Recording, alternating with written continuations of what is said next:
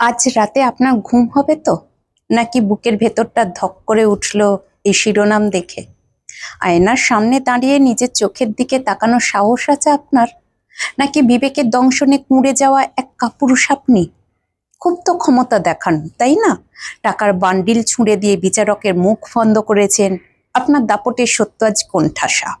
আপনি ভাবছেন বেঁচে গেলাম, কেউ কিছু প্রমাণ করতে পারলো না।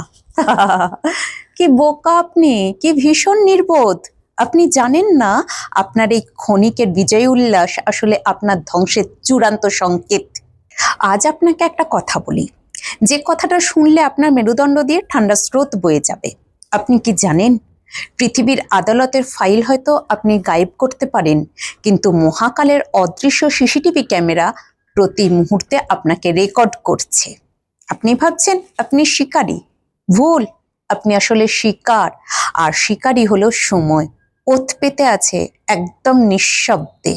প্রশ্ন করুন নিজেকে, অতীতের কোনো এক অন্ধকার রাতে বা কোনো এক নির্জন মুহূর্তে আপনি কি কারোর হক মেরে খাননি? কারোর চোখের জল কি আপনার অট্টহাসির কারণ হয়নি? কারোর সাজানো সংসার কি আপনার লোভের আগুনে পুড়ে ছাই হয়নি? যদি উত্তর হ্যাঁ হয়, তবে আজই কাফনের কাপড় কিনে রাখুন, কারণ বিচার শুরু হয়ে গেছে। আমরা এমন এক সমাজে বাস করি যেখানে বিচার কেনা যায়। এখানে ন্যায় বিচার শব্দটা একটি কৌতুক। উকিল, পুলিশ, আদালত সবই যেন এক একটা পণ্য।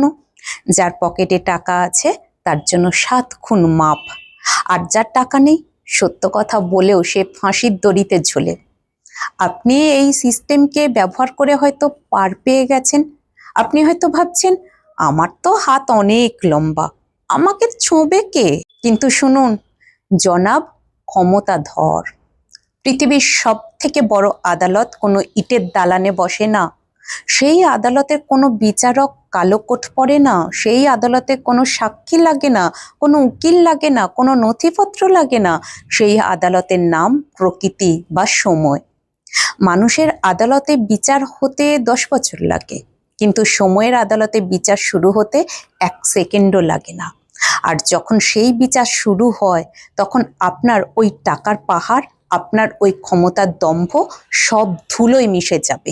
কখনো দেখেছেন যে লোকটা সারা জীবন মানুষকে ঠকিয়ে অট্টালিকা বানিয়েছে, তার একমাত্র সন্তান চোখের সামনে মাদকাসক্ত হয়ে বা দুর্ঘটনায় শেষ হয়ে গেছে? সে চিৎকার করে কাঁদছে, কিন্তু তার কান্না শোনার মতো কেউ নেই। এটা কোনো দুর্ঘটনা নয়, এটা হলো সময়ের প্রতিশোধ। মানুষ যখন বিচার পায় না, তখন সে আকাশের দিকে তাকিয়ে একটা দীর্ঘশ্বাস ফেলে। আপনি কি জানেন ওই দীর্ঘশ্বাসটা কতটা ভারী? ওটা সরাসরি ঈশ্বরের গায়ে যে ধাক্কা মারে, আর সেখান থেকেই জারি হয় আপনার গ্রেপ্তারি পরোয়ানা। সাক্ষী প্রমাণের প্রয়োজন নেই কেন জানেন? কারণ সময় যখন বিচার করে, তখন সে আপনার অপরাধের ফাইল খোলে না, সে সরাসরি আপনার কলিজায় আঘাত করে।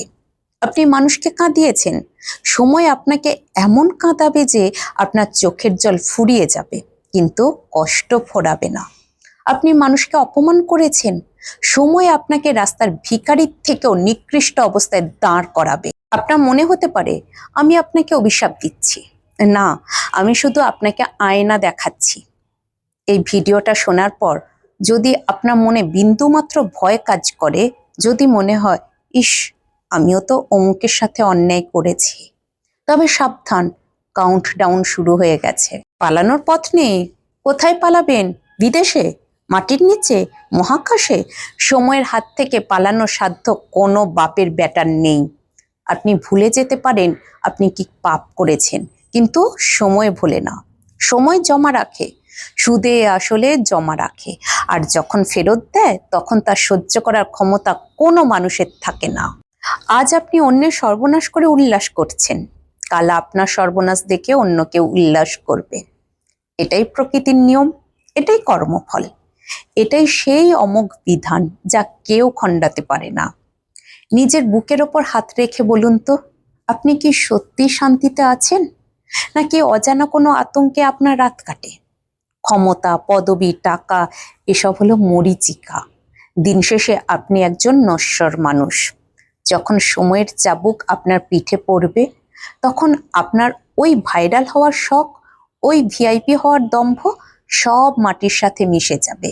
মনে রাখবেন, পৃথিবীর আদালতের বিচারক ভুল করতে পারে, ঘুষ খেতে পারে, ঘুমানোর ভান করতে পারে, কিন্তু ওপরওয়ালার আদালত বা সময়ের বিচারক কখনো ঘুমায় না।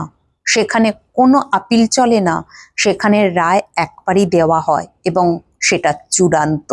তাই আজ যারা ক্ষমতার গরমে মাটিতে পা ফেলছেন না, যারা দুর্বলকে পিষে মেরে ফেলছেন, যারা ভাবছেন আপনাদের বিচার করার সাধ্য কারণ নেই, তাদের বলছি, অপেক্ষা করুন, শুধু অপেক্ষা করুন। সময় আসছে, আর যখন আসবে তখন পালানোর জন্য 1 ইঞ্চি মাটিও খুঁজে পাবেন না। আপনার চিৎকার শোনার জন্য সেদিন কেউ থাকবে না। আপনার ধ্বংস হবে নীরব, কিন্তু তার শব্দ হবে প্রলয়ঙ্করী। যার বিচার আদালত করতে পারে না, তার বিচার সময় করে দেয়। আর সময় যখন বিচার করে, তখন সাক্ষী প্রমাণের প্রয়োজন পড়ে না। এই বাক্যটা কোনো কবিতা নয়, এটা আপনার ভবিতব্য। প্রস্তুত হন, আপনার পাওনা বুঝে নেওয়ার সময় হয়ে এসেছে।